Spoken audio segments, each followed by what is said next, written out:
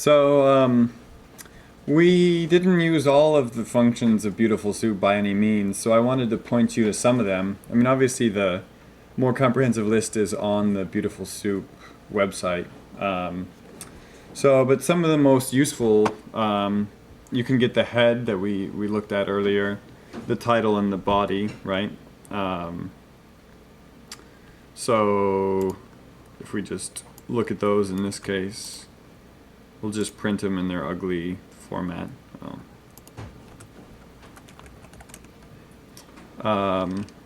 So this is the body, right? Obviously there's a bunch of stuff. It has all the election results in the body. Then there's the head, and then the title is just that first part, right? I mean, I guess printing them all together it just recreates the website mostly, but you get the idea, right?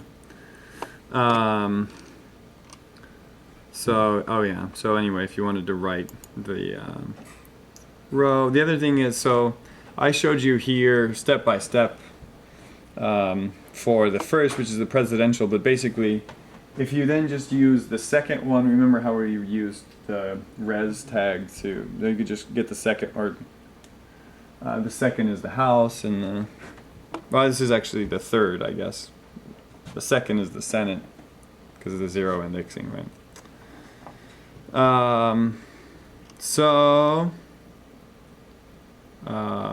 That is that. And then, so there's a couple others that I don't actually use also. So you can identify all the B tags by just soup.b. The other thing is, actually, if you wanted to find like the first link after the first B tag, you can do soup.b.a, because A identifies links, right?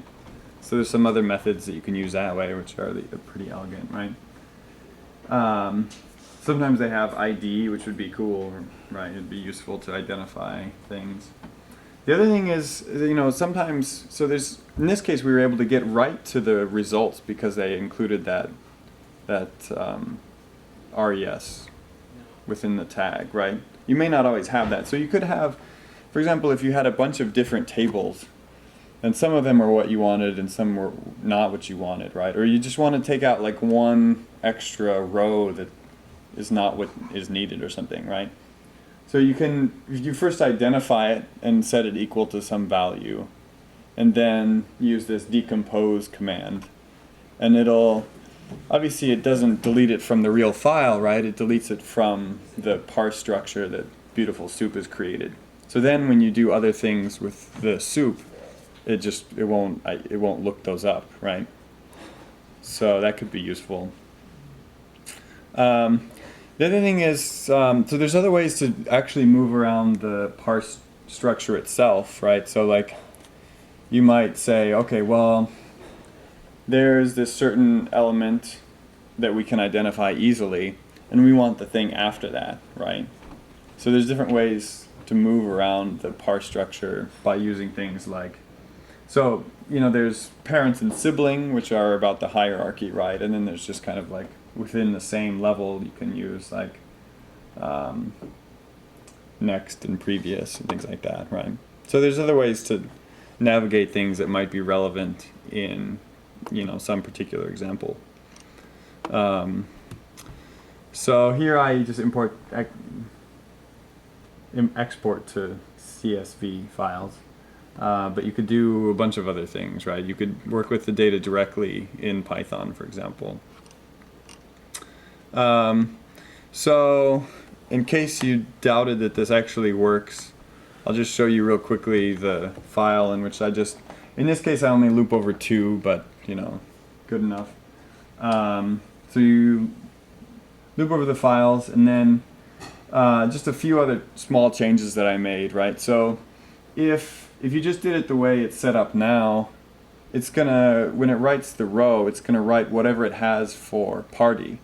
So when it gets down to number of total votes, if you haven't changed the party, it's going to report the last party that it found, right? Which wouldn't be a big deal, but it's nicer to have empty values for that, right? So I fixed that. And then obviously I print it with the county and precinct number, right? So this is the file called Liberia, right? And so, I mean, in this case, I'm just using 2 pages, right? So I put them together this way, and then I say for each page, go through this whole thing. So hopefully this still works.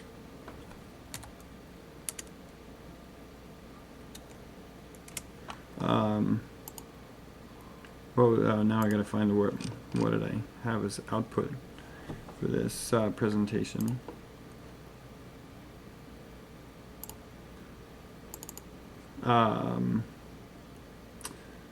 So here's the output. So we have the candidates, the headers, and then the candidates, and the parties and their votes, and the precinct.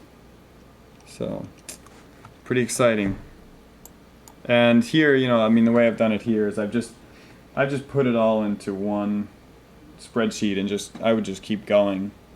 And then obviously, easy enough in whatever thing you're using, state or R, to then separate out the votes, or however you want to do that. Any questions about that?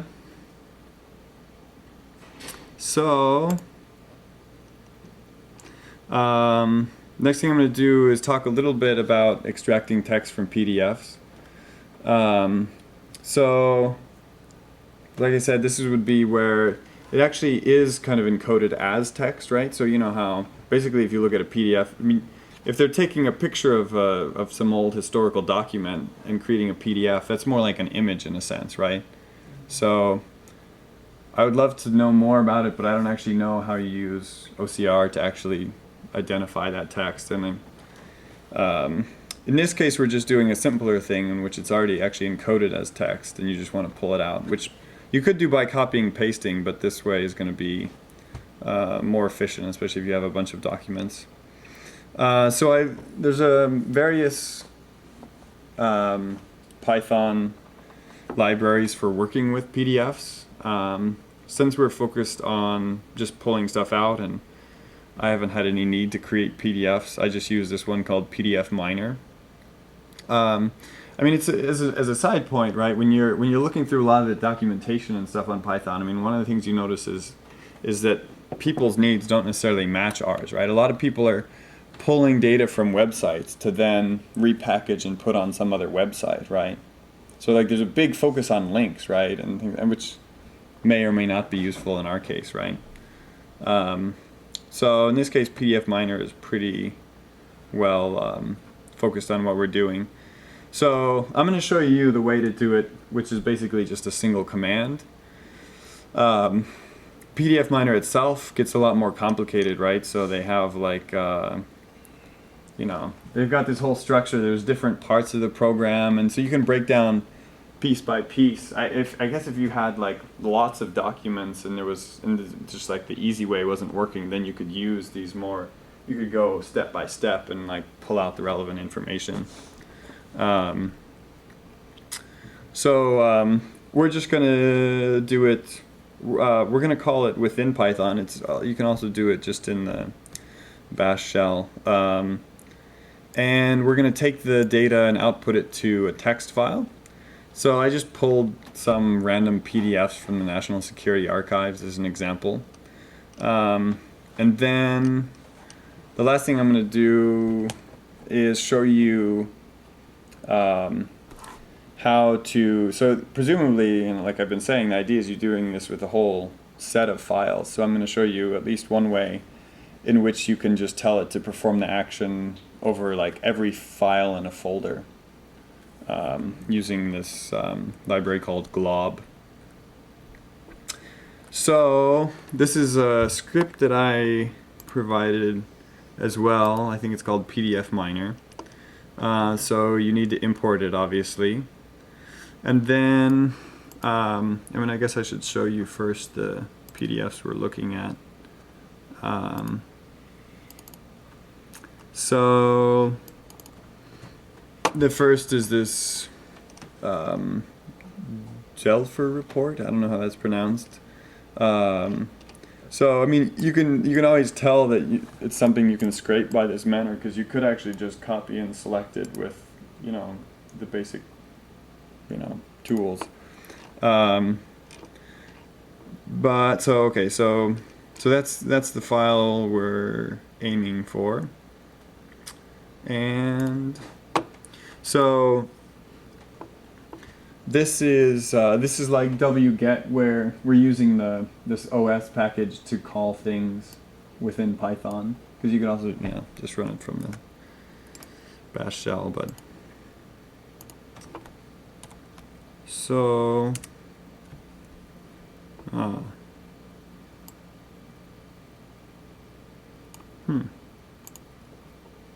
oh, maybe I didn't do.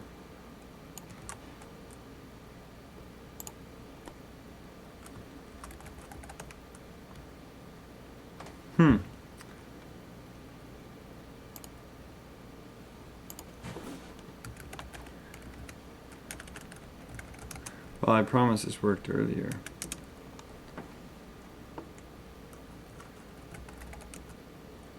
Okay. So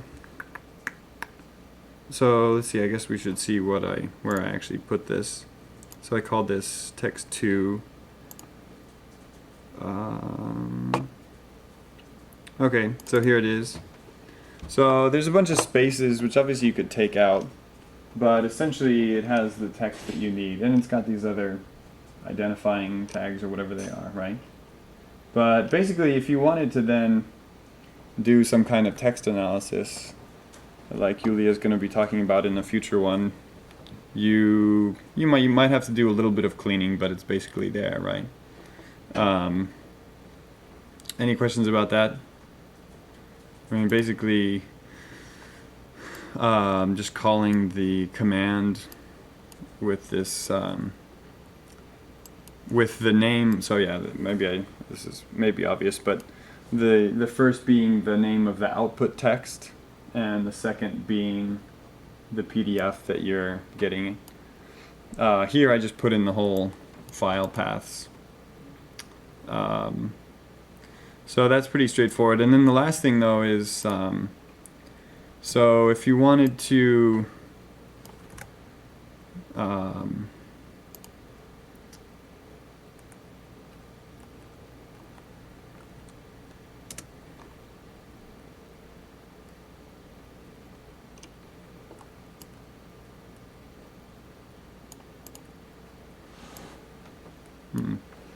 so if you wanted to run something over a set of everything in a folder, right? So I mean, the simplest thing is you're just gonna use glob.glob, and I give it some path, and then I tell it to look for star is like everything, right? So everything that ends in PDF. So I would identify all the PDFs. Obviously, you could change that. So the basic thing would be to just like, okay, identify the file names and then print them, right? But what I want to do here is then I want to call, like in our other example, right? Basically, I want to call this whole command where you've got the command and then you've got the output and input text, right? So I guess one way is, I mean, the way I did it here is to create different text files for each PDF. Obviously, you could just have it all, put them all in one, right? So this looks uglier than it is, and probably uglier than it should be. But basically, what I do is, so the glob, it's already identifying the file name, right? But it's identifying the whole file name with the folders in this case. So what I do is use regular expressions. So what I do is I want to get just the name, because basically here I figured, well, okay, so let's create text files that are named the same as the PDF but end in .txt, right? So I pull off the .pdf, and then I use a regular expression, and I get every letter, which is going to, well, I guess it works in this case. It wouldn't work if you had other thing, you know, obviously, actually you'd want to make this more general, right? But the point is, you wouldn't, the only thing, and the thing you would want to exclude would be the slash, right? Because you want to get everything up to that point. We're working from the back, right? So anyway, so then it actually identifies the name of the file, not the folders, and without PDF. And then I just, basically I recreate the whole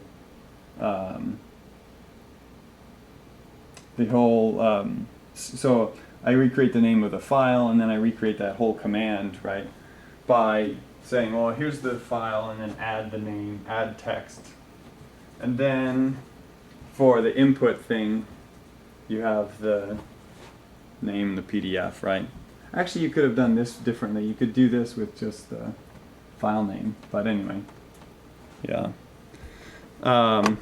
And here, so in the other example I showed you, we didn't actually open the file we were writing to, the text file. For some reason it lets you get away with it. I don't know. But if you try and do that here, it'll give you an error and say that that file doesn't exist. So instead, here's I actually open the file that we're going to write to, the text file. And then at the end you want to close that, so you're not just got all these open things. So the first thing would be, the last thing for it to function. I don't know why this doesn't work all of a sudden. Anyway, should work.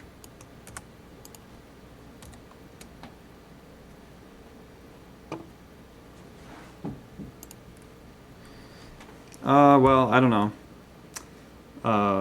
But that's the basic idea. And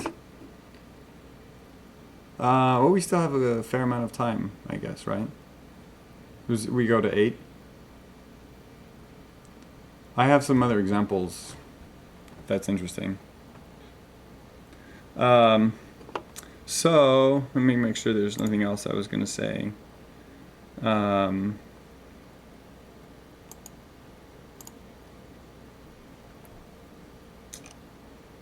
Yeah, okay, so these other files I didn't create myself. I usually had to modify them somewhat because they didn't work properly. But so this is a pretty similar example that I probably won't go through, which again just gets a table structure, and they use this decompose to exclude a few things that that aren't relevant, right? Let's see.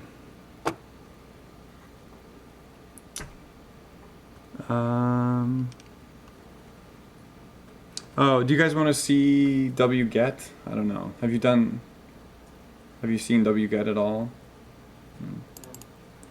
So, I mean, it's pretty straightforward, right? So this is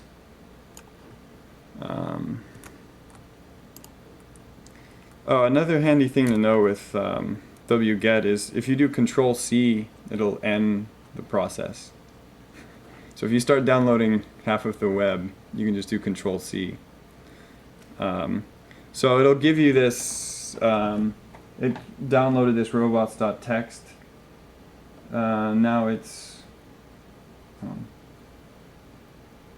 didn't find that first thing.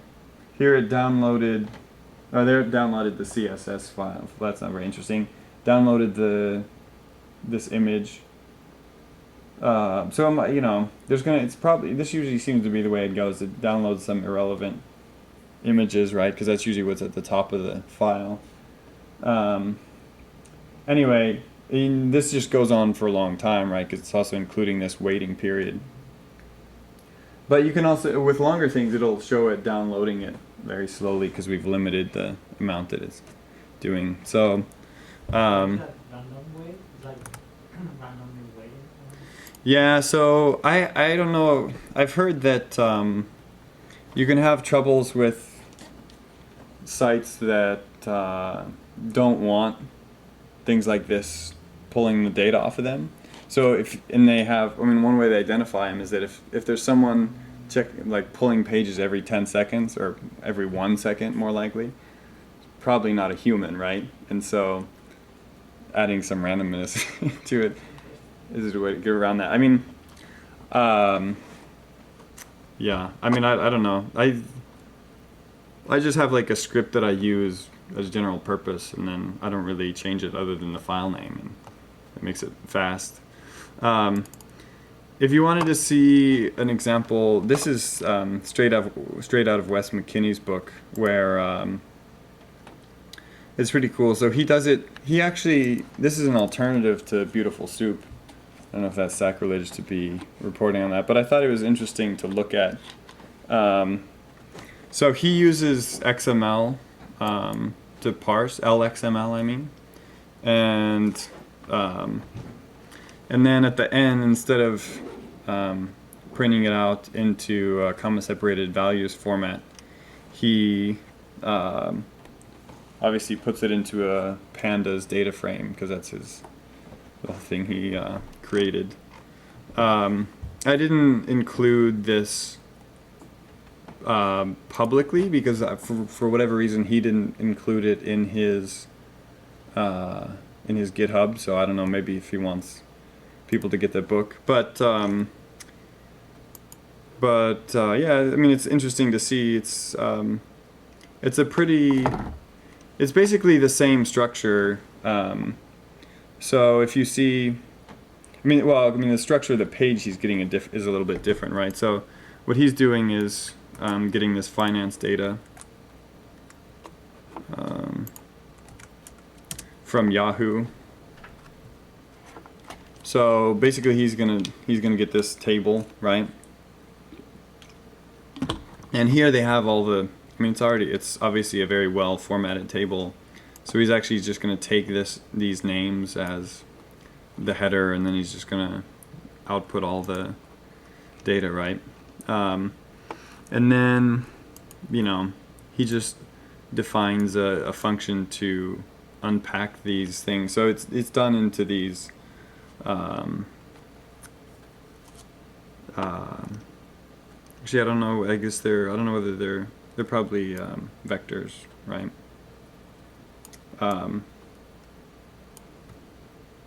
So, and then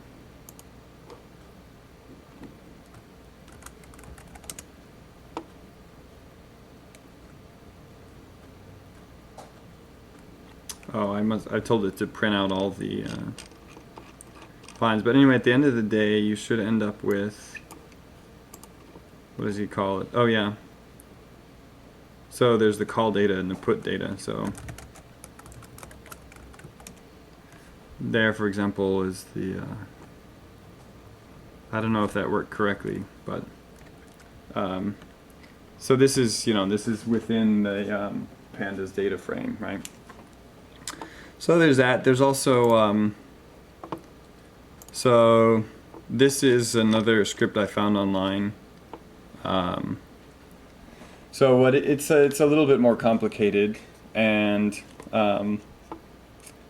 so this is kind of native. Instead of downloading pages, it's downloading a page, identifying links on it, and then following them to something else, right? So it starts at the New York Times website. So in order to, so some things, a normal website expects to be able to get information about your browser so they can send you the right kind of information or something, right? So actually you provide information about your machine, right? And then it requests the URL and other things, right? And then, this looks quite complicated, but if you look at it, it's pretty close to what we were talking about, right? So like, take this example. So here we're finding li tags, and then they've got a class called single page, right? That's similar to what we did. and then it's using them to, so then it's finding the actual link, and then it's requesting that page, right? So I mean, there's a little more there, right? But then it's putting it into the soup, just like we saw, right? And then it's finding the tag with the headline, right? So I mean, basically, it's a relatively similar structure to what we were doing, just more of it. And then, and there's a little bit more cleaning up of the data, right? So there's a couple other things I didn't show you, right? So there's some other things that, like this render contents, which is about like cleaning up, things like that. But so I mean, you can actually, like here, if we do we specify? I don't know. It'll probably just output this to my documents or something, but I guess.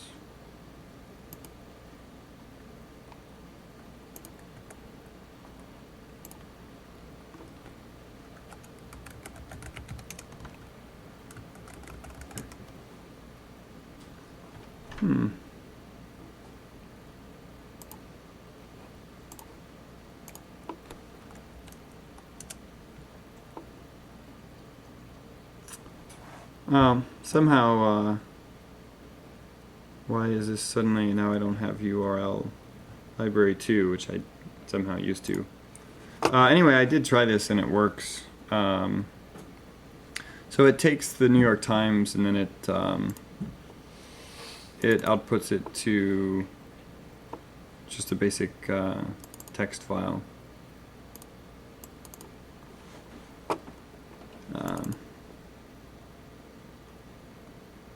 Like this. Oh, actually, I mean, so this isn't. This has still got some of the HTML in it. So I don't know. It's probably a little old and maybe needs some updating to pull out these other tags, but.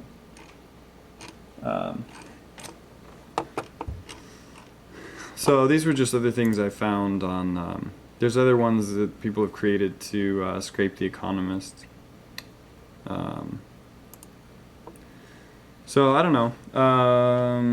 I think. Does anyone have any questions? Or I think that's pretty much it.